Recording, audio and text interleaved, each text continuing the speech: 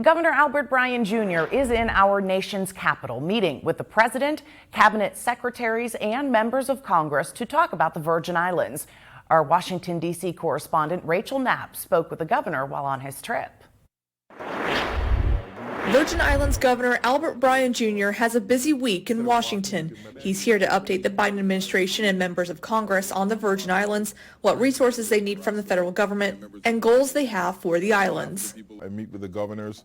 One of the big things about that is that we get to sit with the president and various secretaries in a smaller setting and kind of put forth those things that are common with us all: energy, broadband, infrastructure, and the things that the Biden administration wants to talk about. His message to the administration: the islands are doing really well. The one thing that I always try to say, and I said it today when I spoke to Deb Haaland, who's the Secretary of the Interior, is that we're doing really well. We get some major hurdles in healthcare and in energy, making sure they understand that we have a lot of federal funding, but kind of greasing the wheels to make sure we have access to that money fast. In Governor Bryan's State of the Territory address a couple weeks ago, he said fixing the energy crisis is one of his priorities. And while here in D.C., he is touting the island's production of renewable energy.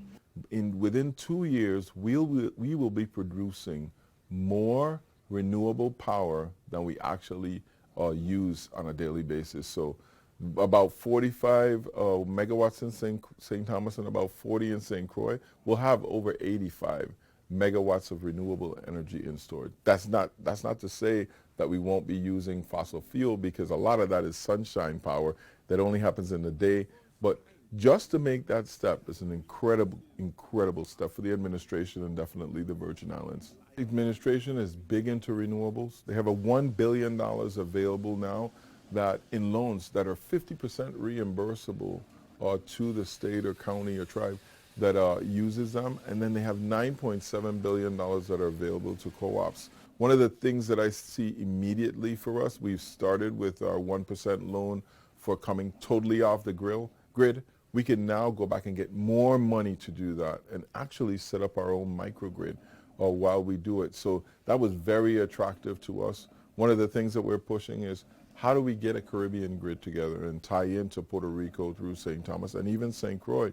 Those are the kind of things that the president wants to see as Puerto Rico expands all of their resources in terms of renewables. In Washington, D.C., Rachel Knapp, reporting for USVI News.